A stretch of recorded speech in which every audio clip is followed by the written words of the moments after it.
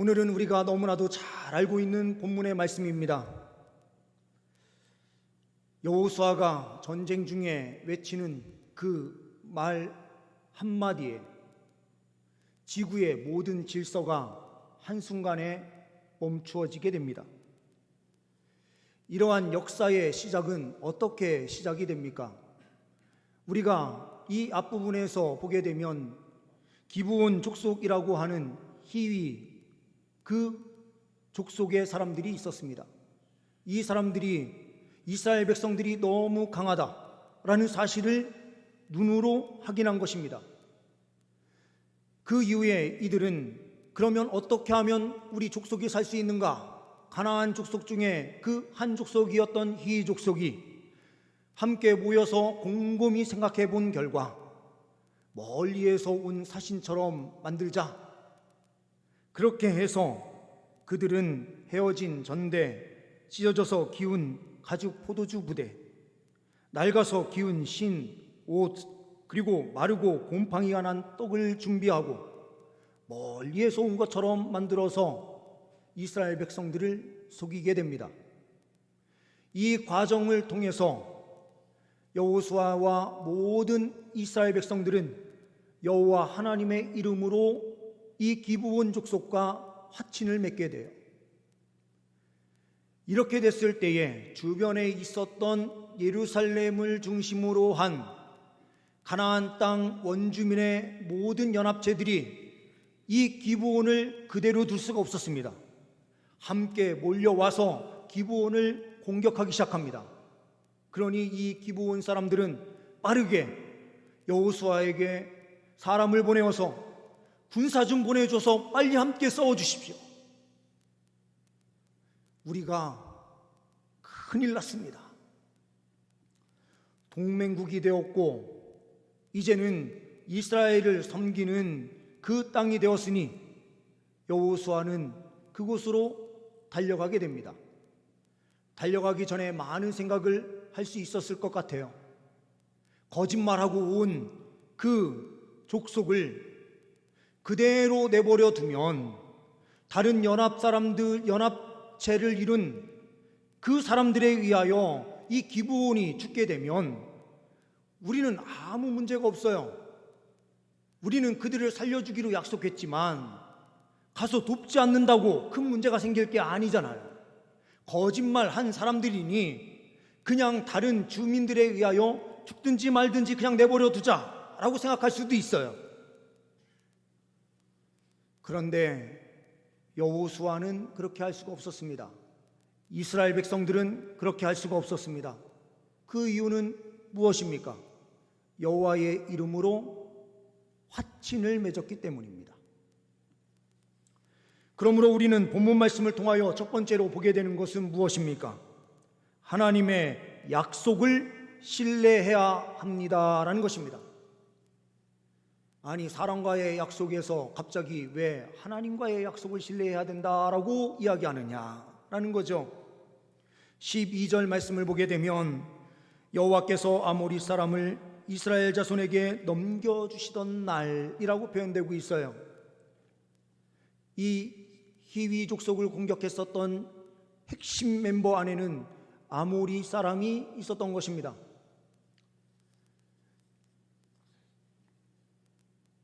우리는 어떠한 백성입니까? 하나님께서 약속하셔서 하나님의 그 구원 역사를 체험하고 하나님의 백성이 된 사람들이에요. 하나님께서는 단 한 번도 우리에게 약속을 어기신 적이 없으십니다. 약속은 우리가 어겼지 하나님께서 약속을 어기신 적이 단 한 번도 없습니다.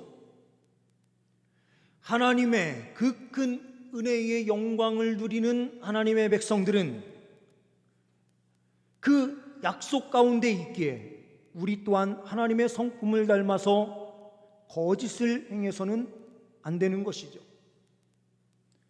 그러니 이 화친을 맺은 저 기브온 사람들을 위하여 이스라엘 백성들이 나아가는 것은 하나님께서 우리를 신뢰해 주시고 약속을 지켜주시듯 우리 또한 그 일을 행함으로 하나님께서 어떠한 성품을 가지고 계신지를 세상에 보여줄 이유가 있었던 것입니다. 그러므로 우리는 하나님의 약속을 신뢰하는 자들이에요. 그러니 그 신뢰함으로 약속을 지켜내는 것입니다. 8절 말씀에 여호수아가 전쟁에 출정할 때에 이렇게 말씀을 하십니다. 그때에 여호와께서 여호수아에게 이르시되 그들을 두려워하지 말라. 내가 그들을 내 손에 넘겨주었으니 그들 중에서 한 사람도 너를 당할 자가 없으리라. 약속을 지키며 나아가는 자에게 하나님께서 어떤 약속을 주십니까? 네가 나의 말씀, 하나님의 말씀인 여호와의 말씀을 부여잡고 그 약속을 지키기 위하여 약속 지키는 그 길로 나아가는데 내가 너를 반드시 지켜줄 거야. 그냥 내버려 두면 둘 사이에 전쟁을 하다가 한쪽이 지더라도 한쪽도 엄청난 피해를 입어서 가만히 지켜보다가 나중에 슬그머니 들어가서 전쟁을 치러서 승리를 해도 그 누가 뭐라고 할 사람이 없는데, 여호수아 이스라엘 공동체는 약속을 지키기 위하여 하나님의 그 신실하심을 세상 가운데 선포하기 위하여 그 전쟁터로 직접적으로 들어간 것입니다. 손해를 보는 것 같지만 절대로 손해가 아닙니다. 이 손해보는 것 같았던 행동이 하나님의 강력한 은혜의 역사, 하나님께서 응답하시는 놀라운 은혜를 체험하게 하시는 것입니다.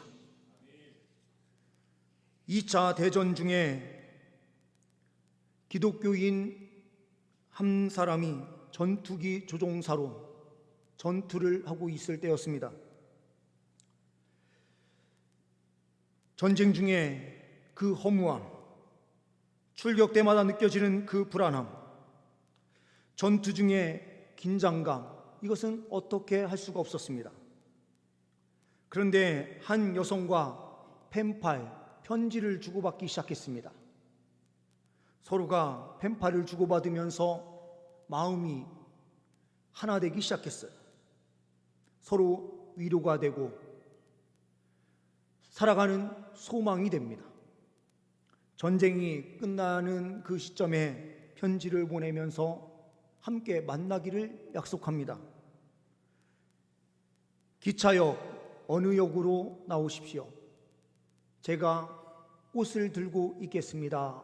라는 이야기를 듣고 이 전투기 조종사는 약속된 장소로 출발하게 됩니다. 역에 내려서 꽃을 든 사람이 있는가 찾아보는데 한 여인이 꽃을 들고 있는 거예요. 그런데 이렇게 쳐다보니 뚱뚱하고 너무 못생겼고 나이가 많은 사람인 것처럼 보여요. 이분은 아줌마다라고 말을 해야 될 것 같은 그런 사람인 거예요. 그래서 이 사람은 고민하기 시작합니다. 어차피 펜팔 하면서 한 번도 얼굴을 본 적도 없고 만난 적도 없으니 그냥 살짝 지나가 버릴까? 아니면 어떻게 해야 되나? 그런데 마음속에 들어오는 그 내용은 무엇입니까? 성령 하나님께서 말씀하시는 거죠. 약속은 지켜야지 하는 마음을 주신 거예요. 그래서 이 여인 앞으로 가서 이렇게 이야기를 합니다. 제가 바로 그 사람입니다 하면서 소개를 한 거예요. 그랬더니 이 여인이 이렇게 이야기를 합니다. 네, 참 무슨 영문인지 모르겠네. 조금 전에 웬 멋쟁이 아가씨가 내 손에 이 꽃을 쥐어주면서 누군가가 말을 걸어오면 건너편에 있는 식당으로 오라고 꼭 좀 말해달라고 하면서 나한테 이 꽃을 줬는데 하면서 그 꽃을 그 남자한테 다시 주더라는 겁니다. 이 남성은 그 식당으로 가서 봤을 때 너무나도 아리따운 여인이 있었다라는 겁니다. 이 아름다움의 기준은 어차피 눈에 콩깍지가 끼면 다 자기에게 맞는 사람은 다 따로 있는 거예요. 이 예화가 있는 내용에서 제가 얼굴을 보지 못해서 뭐라고 말할 수는 없어요. 중요한 것은 어느 때는 손해보는 것 같은 약속이 있다 하더라도 하나님께서는 그 약속을 지키라라고 말씀하시는 거죠. 그 이유는 왜 그렇습니까? 하나님께서도 신실하심으로 우리를 사랑하셔서 끝까지 그 약속을 지키시는 은혜로 보호해 주시고 인도해 주시기 때문입니다. 하나님의 약속을 끝까지 신뢰하며 믿음으로 달려갈 수 있는 우리 모두가 될 수 있기를 소망합니다. 두 번째로는 크신 하나님을 신뢰해야 합니다. 12절 13절 말씀을 보게 되면 이렇게 말씀합니다. 여호수아가 여호와께 아뢰어 이스라엘의 목전에서 이르되 태양아 너는 기브온 위에 머무르라. 달아 너도 아얄론 골짜기에서 그리할지어다 하매 태양이 머물고 달이 멈추기를 백성이 그 대적에게 원수를 갚기까지 하였느니라. 원수를 갚기까지라고 하는 것은 원수를 갚는데 시간이 더 필요해요. 해가 떨어지고 캄캄해지면 누가 적군인지 알아볼 수 없어서 더 이상 전쟁을 할 수가 없어요. 승리 중에 있지만 완전한 승리가 없어요. 이것은 우리의 한계예요. 때로는 승리하는 것처럼 보여도 끝까지 승리하지 못할 일들이 많아요. 그런데 그 자리에서 기도할 때에 어떤 역사가 펼쳐집니까? 하나님께서 해와 달을 멈추게 하셔서 그 한계를 뛰어넘을 수 있도록 그 시간을 허락해 주신다라는 거예요. 우리는 부족해요. 우리는 연약해요. 한계가 너무나도 많아요. 그러나 주님 앞에 기도하면 하나님께서 반드시 응답의 은혜로 함께 하시고 그 한계를 뛰어넘을 수 있는 은혜를 허락하여 주실 줄 믿습니다. 우리는 잘 알고 있습니다. 준비된 PPT 내용을 보시면 자전이라고 하는 것은 지구가 스스로 돌고 있는 거죠. 근데 이 돌고 있는 속도가 얼마만큼 빠른지요? 시속 1600km. 1시간에 1600km나 확 가버려요. 공전하는 속도는 더 빠릅니다. 1초에 30km. 그러니 60초만 되더라도 1800km가 쫙 가 있는 이러한 상황들이 펼쳐지는데요. 엄청난 속도가 우리는 감당할 수 없는 거예요. 그런데 이 지구가 멈추어지고 공전하는 것이 그대로 가든지 어떻게 되든지 이 지구가 멈춘다라고 하는 것은 엄청난 파괴가 일어날 것 같아요. 엄청난 속도로 돌던 것이 갑자기 멈추게 되면 어떻게 됩니까? 바다는요, 해일이 일어나고 쓰나미가 일어나고요, 갖가지 지진들이 일어나고, 그리고 이 중력의 법칙이 다 깨져서 중력도 지금보다 더 강해질 수도 있고 또한 반대로 약해질 수도 있는 상황인데, 그러면 조금만 강해지더라도 우리는 서서 다닐 수 없습니다. 척추가 다 주저앉아요. 조금만 이 중력이 낮아지면 어떻게 됩니까? 우리는 그 안에서 이 지구 바닥을 둥둥 떠다닐지도 몰라요. 어떤 상황이 펼쳐질지 모릅니다. 그런데 하나님의 개입하심은 어떤 역사로 함께 하십니까? 물리의 법칙을 뛰어넘어서 아무런 다른 곳에는 영향이 없도록 하시면서도 하나님의 권능의 역사는 그대로 나타나도록 이 지구를 하나님께서 멈추시고 하나님께서 역사하실 수 있는 분이다라는 사실을 보여줘요. 이 우주의 모든 질서를 하나님께서 하나님 마음대로 행하실 수 있다는 것을 보여주세요. 그러니 하나님은 어떠한 분이십니까? 작은 하나님이 아니에요. 하나님은 너무나도 크신 하나님이에요. 그의 힘은 약하신 분이 아니라 너무나도 크신 하나님이에요.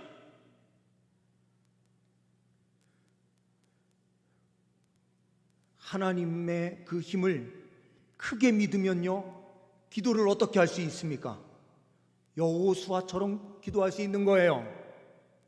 하나님께 기도하면은요, 해와 달이 그 자리에 멈출 정도로 하나님께서 역사하실 수 있다라고 하는 하나님을 큰 분으로 생각하고, 또한 확신 있게 하나님을 분명하게 믿으면서 기도하면, 선포하며 달려가면 하나님께서 역사를 베푸십니다. 어떤 사람은 또한 이렇게 질문하실지도 모르겠습니다. 오늘 말씀해 보게 되면 전무후무하였다, 이렇게 기록이 되고 있는데, 전에도 이런 일이 없고 후에도 이런 일이 없을 것이다 라고 말씀을 하고 있는데, 그러면 이 사건은 가나안 정복 사건이 있을 때만 딱 한 번 있고 그 이후로는 없는 겁니까? 없는 게 아니고요, 하나님의 역사의 방법은 해와 달을 멈추는 방법 말고도 하나님께서 응답하실 방법이 너무나 많다는 뜻이에요. 전무후무한 일들을 다른 방법으로 엄청나게 행하실 수 있다는 거예요. 어떤 사람은요, 감옥에 투옥되어 있는데 10년 넘는 그 기간 동안 감옥에서 나올 수 없도록 하세요. 그런데 감옥에서 나올 때에 총리가 되도록 하세요. 어떤 사람은 감옥에 투옥되었는데 천사가 나타나서 옆구리를 쿡쿡 치면서 일어나게 깨우더니 문이 자동으로 열리게 해서 나오게 해서 그 사역을 감당하게 해요. 어떤 사람은 감옥에 투옥되었는데 지진이 일어나서 그 문이 열려요. 그런데 도망가지 않아요. 그 자리에 있어요. 그러므로 간수를 변화시키는 은혜의 역사를 펼쳐요. 하나님의 방법은 해와 달을 멈추는 방법만이 있으신 것이 아니기에 하나님께서는 다양한 방법으로 일하실 수 있으니 모든 것이 전무후무해요. 각 사람들에게 필요한 하나님의 방법으로 너무나도 강력한 역사를 펼쳐주시는 거예요.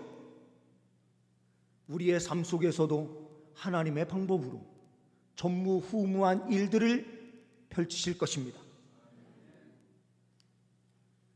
기도하는 자에게 이런 역사가 펼쳐지는 것입니다. 하나님의 약속의 말씀을 부여잡고 하나님 앞에 믿음의 선포로 달려가는 그 여호수아에게 하나님께서 응답하십니다. 그러니 우리는요, 이 마지막 한 달을 어떻게 보내야 돼요? 기도로 보내야 되죠? 2024년 시작을 어떻게 시작해야 될까요? 신년세일에 특별 새벽 기도회가 있어요. 우리는 새해도 기도로 시작함으로 하나님의 새로운 역사를 경험하게 될 것입니다. 크신 하나님을 신뢰하십시오. 해와 달을 멈추셨다라고 하는 것은 어떤 의미가 있습니까? 가나안 땅에 사람들이 어떠한 신을 섬겼느냐? 달신을 섬겼어요. 그래서 이슬람교가 그 근처에서 나타나게 되는데요, 이슬람의 상징이 초승달 아닙니까? 그 땅은 전부 다 대낮에는 너무나도 뜨거워서 바깥에 나가서 뭘 하기가 힘들어요. 그러니 밤에 달이 떠 있는 그 자리에서 별들과 그런 것들을 보면서 미래를 점치거나 어떠한 자기의 어려운 문제를 빌고 그렇게 하면서 달신을 섬겼던 거예요. 해와 관련된 신은 무엇입니까? 이집트에서도 이 해를 섬기던 그 전통이 남아 있어요. 그리고 이 해의 신인 아들이 바로 바로의 바로다, 애굽의 바로다라고 그렇게 믿어요. 해와 달을 섬기던 사람들이 그 시대에 어마어마하게 많았던 거죠. 이 해와 달을 멈춤으로 진정한 하나님이 누구신가? 우리가 믿는 여호와 하나님이시다라는 사실을 이스라엘 백성들이 분명하게 보도록 하셨고, 가나안 땅에 있었던 사람들도 이스라엘 백성들이 믿는 하나님이 절대 주권자구나라는 사실을 분명하게 보도록 하셨던 거예요.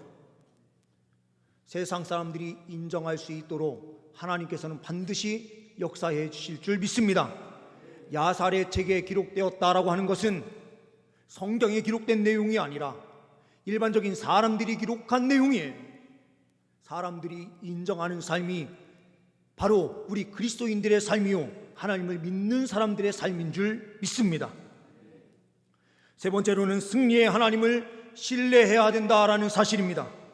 14절 말씀을 보게 되면 여호와께서 사람의 목소리를 들으신 이 같은 날은 전에도 없었고 후에도 없었나니 이는 여호와께서 이스라엘을 위하여 싸우셨음이니라. 누가 싸우셨다고요? 여호와 하나님께서 싸우신 것입니다. 11절 말씀에도 이와 같은 내용이 한 번 더 나오고 있어요. 하늘에서 큰 우박덩이를 아세가에 이르기까지 내리심에 그들이 죽었으니 이스라엘 자손의 칼에 죽은 자보다 우박에 죽은 자가 더 많았더라. 준비된 PPT 내용 하나 보시면은요, 이게 바로 이스라엘의 단면도예요. 지금 우리 성도님들이 보시는 왼쪽이 완전히 비탈져 있죠. 점점 산으로 올라가는 형식으로 되어 있습니다.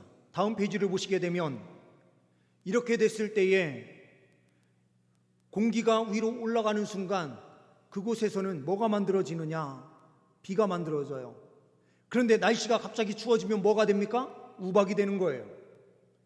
이 지형을 이용하셔서 하나님께서 바람을 불게 하시는데요, 지중해에 있는 습기를 그대로 몰고 하나님께서 오셔서 쭉 지형을 타고 이 공기가 위로 올라갈 때마다 기온이 떨어지니 우박으로 바뀌어서 우박이 쾅쾅 떨어지는데요, 이스라엘 백성들이 반대편에서 공격하면서 내려오는데 이 사람들이 도망을 가면서 비탈길로 막 내려가는데요, 우박에 맞아 죽은 사람이 더 많았다라고 기록되는 거예요. 하나님께서는 이런 모든 지형을 이용하셔서 하나님께서 심판하시고 하나님의 은혜의 역사를 펼치실 수 있는 분이에요. 15절 말씀을 보게 되면 이렇게 말씀을 하고 있습니다. 여호수아가 온 이스라엘과 더불어 길갈 진영으로 돌아왔더라. 길갈이 어떤 곳입니까? 베이스 캠프예요. 길갈에서 출발해서 공격한 다음에 다시 길갈로 돌아와요. 승리의 하나님을 경험하고 어디로 돌아가요? 길갈로 돌아가요. 우리 성도님들은 세상에 나아가서 영적 전투를 하는데 실패할 사람들이 아니에요. 전투에서 승리하는 사람들이에요. 어떻게 해요? 여호와 하나님만 진실하게 믿고 그 신 하나님으로 확신하면서 달려가면 하나님께서 대신 싸워주심으로 승리하는 거예요. 그렇게 승리한 그 영광을 가지고 길갈로 돌아와서 함께 예배함으로 감격을 누리고 서로 함께 먹고 마시면서 그 축제를 즐기는 장소가 길갈이에요. 우리 동산 공동체가 이와 같은 승리의 감격, 기쁨이 있는 공동체가 될 수 있기를 소망합니다. 이 승리의 은혜를 누리기 위해서는 무엇을 해야 합니까? 오늘 말씀에 있는 대로 우리는 분명하게 기억해야 합니다. 우리는 하나님의 그 약속을 신뢰해야 된다는 것, 약속을 부여잡고 나아가면 반드시 승리를 주십니다. 그 약속을 주신 하나님은 작은 하나님이 아니라 어떤 하나님입니까? 크신 하나님이세요. 그 크신 하나님이 우리에게 무엇을 주십니까?